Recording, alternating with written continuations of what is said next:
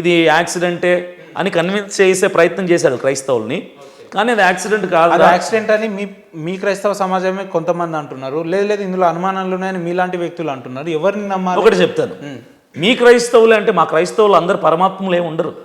మా క్రైస్తవుల్లో కూడా కొంతమంది దుర్మార్గులు ఉంటారు, దొంగలు లంగలు ఉంటారు, డెఫినెట్గా ఉంటారు. నమ్ముతారు మీరైతే? ఖచ్చితంగా ఉంటారు. ప్రతి రంగంలో, ప్రతి ఫీల్డ్లో, ప్రతి ప్రొఫెషన్లో, ప్రతి మతంలో దొంగలు ఉంటారు, వెధవలు ఉంటారు, దుర్మార్గులు ఉంటారు, మంచోళ్ళు ఉంటారు. కానీ క్రైస్తవ సమాజంలో మొత్తం దొంగలే ఉంటారని చెప్తాను. మొత్తం ఉండరు, మొత్తమే ఉంటారు, ఉండరు. సమస్య లేదు. ఒకరిద్దరు మంచి పేర్లు చెప్పండి మీరు పాస్టర్లలో. ఒకటి ఇద్దరు ఎందుకంటే మోర్ దాన్ ఎనఫ్. చాలా, నేను కౌంటింగ్ చేయనంత మంది మంచి పేర్లు చెప్పగలను. మీరు ఒక మంచి పని చేస్తున్నారు, ఇదే మీరు వస్తున్నారని చెప్పి నేను ఒక వేరే పాస్టర్ ఫోన్ చేస్తే ఆయన ఏమన్నాడు తెలుసా? అభినయ్ ఏముంది, ఆయన శవాలను అడ్డు పెట్టుకొని ఏదో ఫైనాన్షియల్గా స్ట్రాంగ్ అవ్వాలని చూస్తున్నాడు అని చెప్పి ఒక మాట అన్నాడు. లేట్ ఇంకో ఇదే అజయ్ బాబు గారి దగ్గర మీరు ములాఖాత్ పోయారు కదా, అదే వ్యక్తి పేరు చెప్తే ఆయన కొన్నేళ్ల కింద చాలా పూర్ స్టేజ్లో ఉన్నాడు, ఇప్పుడు అంతా 2-3 బిల్డింగ్లు కట్టుకున్నాడు, ఆయన కూడా ఫైనాన్షియల్గా స్ట్రాంగ్. అంతా ఒక పాస్టర్ గురించి ఇంకో పాస్టర్ అడిగితే దొంగలు లంగలని చెప్తారు తప్ప ఆ పాస్టరు దైవజనుడు లేదంటే బైబిల్ని అనుసరించేవాడు దైవభక్తుడు అని ఎవ్వడు అన్నాడు. ఎందుకు? కారణం ఏంది? ఇట్స్ నాట్ అబౌట్ క్రిస్టియానిటీ అండి, ఇది క్రైస్తవ్యం గురించి కాదు. నేను అంటుంది అంటే ద హ్యూమన్ నేచర్, మానవ నైజం ఏంటంటే మన పర్టికులర్గా నేను ఒకటి చెప్తున్నా. అభినయ్ గారు, పగడాలనే వ్యక్తి చనిపోతే ఎవ్వరు బాధపడతలేరండి. నేను చెప్తున్నా కదా, మీ క్రైస్తవ సమాజం కూడా బాధపడతలేరు. ఇది ఎలా చెప్పగలుగుతున్నారు మీరు? How can you say that? ఒక్క అభినయ్ బాధపడితే లేదంటే అభినయ్ అనే వ్యక్తి రోడ్డు మీదకి వచ్చి మాట్లాడితే సమాజం మొత్తాన్ని మేము బదనాం చేస్తారా? మీరు ఎంతమంది క్రైస్తవ సోదరులు ఉన్నారు హైదరాబాద్లో కానీ తెలంగాణలో? ఎంతమంది వచ్చారు మరి అక్కడికి? ఎంతమంది మాట్లాడుతున్నారు? మీరు చూసారు బరియల్ టైంలో? మీరు ఉన్నారా?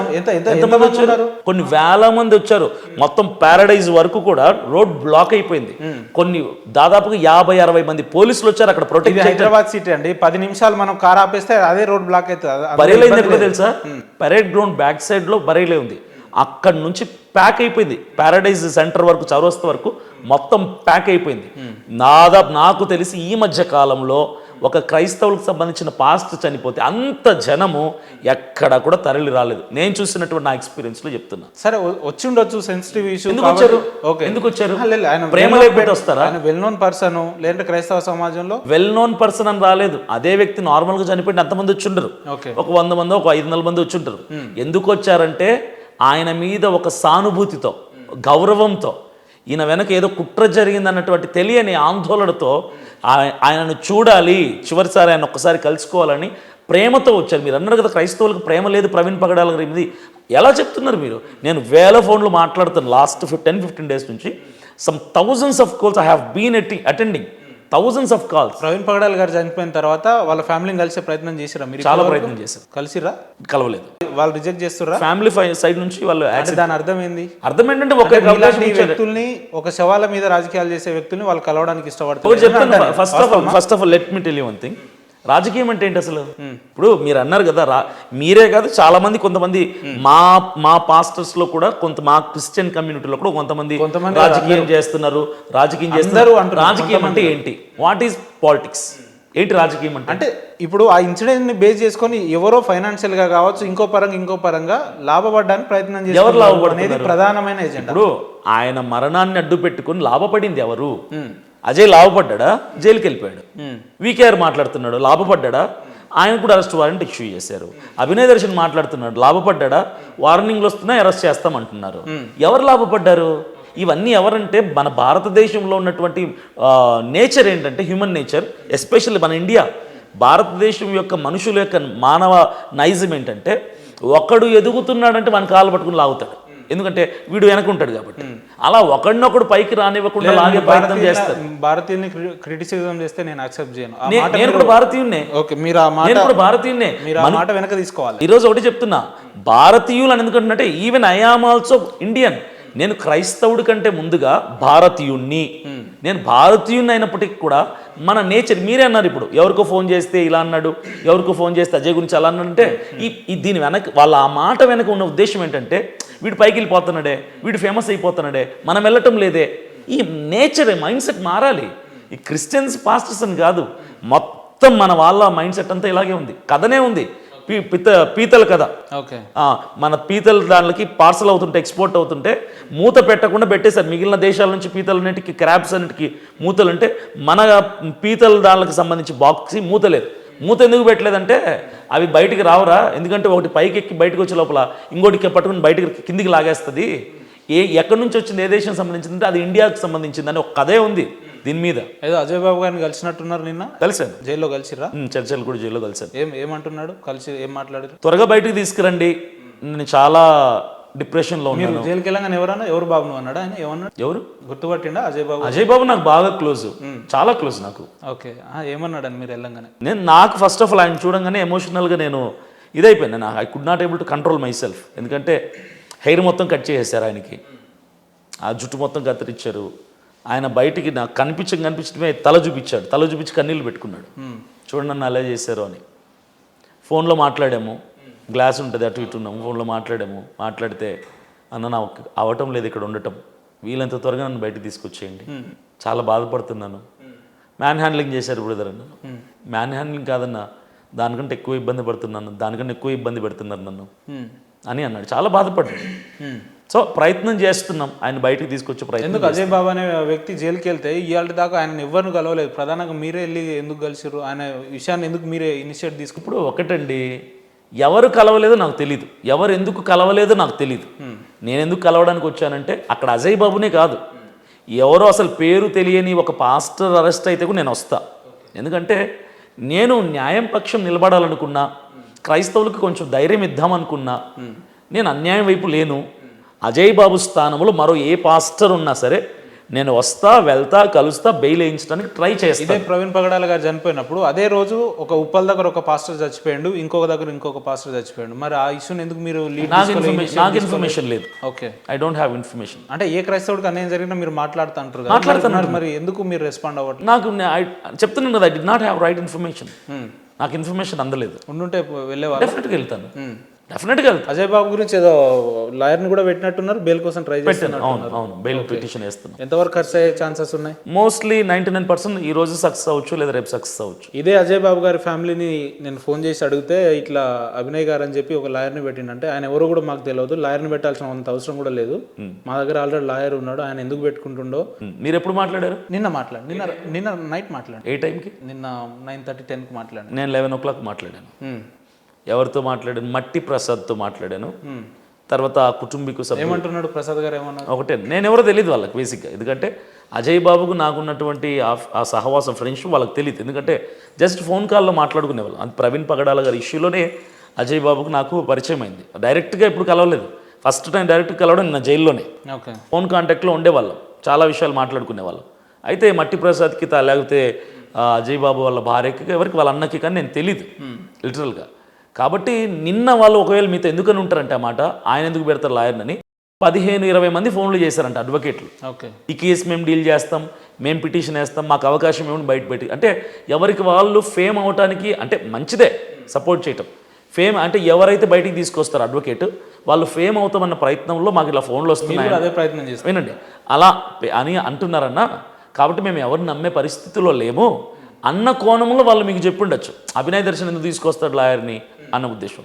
ఇప్పుడు నన్ను ట్రస్ట్ చేస్తున్నారు, ఈరోజు ఇప్పుడు బయలుదేరారు, నేను వాళ్ళని కలుస్తున్నా, కలిసే వెళ్తున్నాం అడ్వకేట్ దగ్గరికి. ఓకే, ఎంతవరకు పోరాడతారు అజయ్ బాబు గారి విషయంలో? అంటే ఎవరికి బయటకు వచ్చే వరకు పోరాడతాం, బయటకు తీసుకొస్తాం ఖచ్చితంగా. ఆయన జైలుకి వెళ్ళడానికి రీజన్ ఏమై ఉంటుంది అనుకుంటున్నారు? జోసెఫ్ అనే వ్యక్తి క్యాథలిక్ సంబంధించినటువంటి పర్సన్, క్యాథలిక్ సైడ్ నుంచి ఏదో విగ్రహాల గురించి, ఇతర మతాలను, ఇతర దేవీ దేవతలను దూషించాడన్న కారణంగా. పద్ధతేనా? కరెక్టేనా అట్లా మాట్లాడడం? కరెక్ట్ అంటారా మీరు? దాని సమాధానం ఒకటే చెప్తున్నానండి, అజయ్ బాబు విషయమే కాదు, మిగిలిన వాళ్ళు ఏ సేవకుడు కూడా అలా మాట్లాడడం కరెక్టేనంటే నేను దానికి ముందు నేను ఒక ఎక్స్ప్లెనేషన్ ఇస్తాను. ఫస్ట్ నేనే ఉన్నా, నేను మీ ఇంటర్వ్యూకి వచ్చా, సిగ్నేచర్ టీవీ ఇంటర్వ్యూకి వచ్చా. నాకు కొన్ని ఎథిక్స్ ఉంటాయి, నాకు కొన్ని లిమిట్స్ ఉంటాయి, నేను కొన్ని బార్డర్స్ పెట్టుకుంటా, వాటిని మించి నేను మాట్లాడను అనుకుంటాను. బహుశా మీకు చెప్పాను లేదు నాకు తెలీదు. నేను దాదాపుగా 4-5 ఛానల్స్లో ఇంటర్వ్యూస్ ఇచ్చాను. నేను నాకు ఇంటర్వ్యూకి పిలిచిన నేను ఒకటే చెప్తున్నాను ఎవరికైనా, నేను ఇతర మతాల గురించి, ఇతర దేవుళ్ళ దేవతల గురించి, ఇతర గ్రంథాల గురించి నేను మాట్లాడు. ఎందుకంటే మాట్లాడితే ఈ స్టూడియో దాటలేరు కాబట్టి సమస్య లేదు. కరెక్ట్, మీరు నన్ను ఎంత రెచ్చగొట్టినా నా సిద్ధాంతాన్ని అదే కదా. లేదు సమస్య లేదు. నేను ఈ మనుషులకు భయపడేవాడిని కాదండి. 10 మంది ఉంటారా మహా అయితే, నన్ను అయితే మహా అయితే ఆపుతారు. నేను మీకు భయపడో, నేను మాట్లాడడానికి భయం వేసి కాదు, నా దేవుడు చెప్పినటువంటి సిద్ధాంతాలకి నేను లోబడతాను. నా బైబిల్ ఇతర మతాలని కించపరచొద్దని చెప్పింది. నా బైబిలు ఇతర దేవుళ్ళని దూషించొద్దు అని చెప్పింది. దానికి నేను విధేయత కలిగి ఒబే అయి ఉన్నాను కాబట్టి తప్ప. కానీ మరి పొద్దున్న లేస్తే పాస్టర్ల ముసుగులో ఉన్న దొంగలంతా మాట్లాడేటోళ్ళు ఎవరు మరి?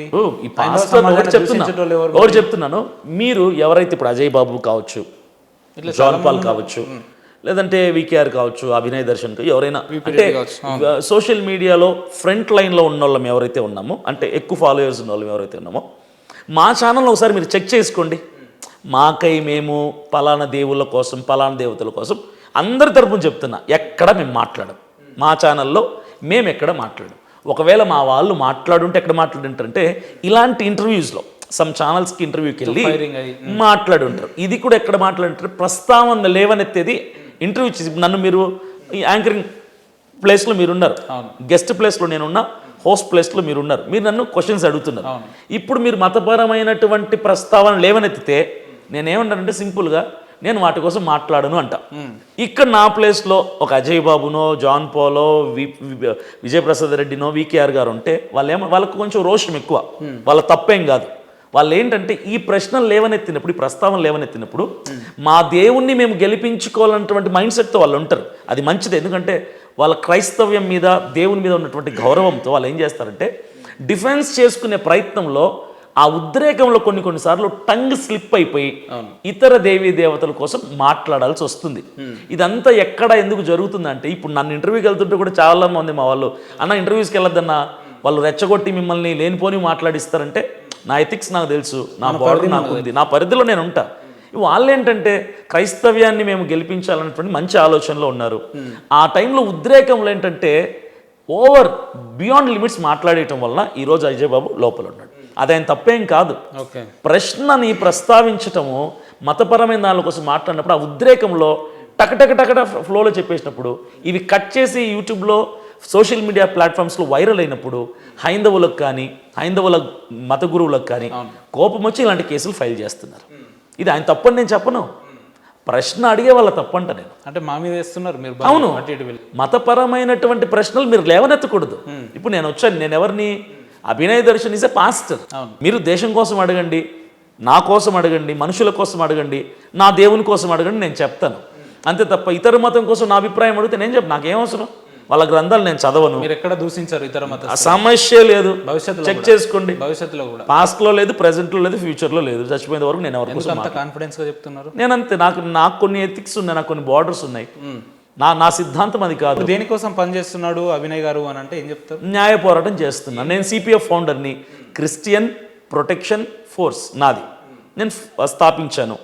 నేను దీని నుంచి ఫైట్ చేస్తాను. ఎన్ని కోట్లు కూడగొట్టుకున్నారు సిపిఎఫ్ ద్వారా అని అంటే? ఎన్ని కోట్లు వస్తాయి మీరు చెప్పండి, ఎలా వస్తాయి చెప్పండి, ప్రయత్నం చేస్తాను. ఎందుకంటే నాకు కూడా ఫైనాన్షియల్ బ్యాకప్ కావాలి. మీ ఛానల్లో పెట్టిరు, నేను ఒక అజయ్ బాబు గురించి ఒక అడ్వకేట్ ని పెడుతున్నా, ఇగో అడ్వకేట్ అని చెప్పి చూపించి. అవును, ఫైనాన్షియల్ గా కూడా మీరు ఎవరైనా సపోర్ట్ ఆయన చెప్పాడు. నిజంగా మీకు ఒక క్రిస్టియన్స్ మీద అంత ప్రేమ ఉంటే, అజయ్ బాబు గారి మీద అంత ప్రేమ ఉంటే మీ జేబుల నుంచి పెట్టుకోవచ్చు కదా, పైసలు ఎందుకు డొనేట్ చెప్తున్నారు మీరు? 1000 రూపాయలు, 10,000, 20,000, 30,000 వరకు దట్స్ అవర్ క్యాపబిలిటీ పెట్టుకోగలుగుతాం. కానీ లక్షలు ఖర్చు అవుతుందేమో. లేదా మీ దగ్గర? లేదు నా దగ్గర. నా కార్ ఏంటో తెలుసా మీకు? నాకు సొంత, నేను అదే చెప్తాను ప్రతిసారి. నాది స్విఫ్ట్ డిజైర్ కారు. ఒక కార్ వాడే స్టేజ్ లో ఉన్నారు కదా, ఇంకా చాలా మంది పాస్టర్లు సైకిల్ స్టేజ్ లో కూడా లేని వాళ్ళు ఉన్నారు. ఉన్నారు, కాదనట్లేదు కదా. ఇప్పుడు పాస్టర్లందరూ ఒకటే మైండ్ సెట్తో ఉండరండి. నేను అదే చెప్పాను. అంటే నిన్న వచ్చిన వీడియో దాన్ని బట్టి ఒక మెసేజ్ ఏంటంటే ఫైనాన్షియల్గా ఈయన ఏదో ఆయన పేరు చెప్పి ఈయన అకౌంట్లలో పైసలు. సరే చెక్ చేసుకోండి, నా అకౌంట్ చెక్ చేసుకోండి, ఎన్ని కోట్లు ఉన్నాయి, ఎన్ని లక్షలు ఉన్నాయి చెక్ చేసుకోండి. ఉంటే అది మీకే ఇచ్చేస్తాను, తిరిగి మీకు స్పాన్సర్ చేస్తాను నేను. పోనీ ఇవన్నీ అదే చెప్తున్నాను. ఇప్పుడు అలా మాట్లాడే వాళ్ళు ఎందుకు ఫీల్డ్లో దిగట్లేదు? ఇప్పుడు అభినయ్ దర్శన్ ఏమి క్రైస్తవులు పెద్ద ఏం కాదు. నేను నాకంటే పైన పెద్ద పెద్ద నాయకులు ఉన్నారు, సేవకులు, బడా సేవకులు ఉన్నారు. మీరు వెనకలు నిలబడి మీరే స్క్రీన్ మీద ఎలివేట్ అవుతున్నారు ఎందుకు అంటున్నా? ఎందుకు ఎలివేట్ అవుతుంది? నాకు కొంచెం ధైర్యం ఎక్కువ. నేను పోగొట్టుకోవడం నా దగ్గర ఏమీ లేవు. గుండు కొట్టిస్తా ఇక నుంచి మేమేందో ఇట్లా. అభినయ్ దర్శన్ అనే వ్యక్తి ఎక్కడ ఈ 6 సంవత్సరాల్లో ఇలాంటి వ్యాఖ్యలు చేయలా.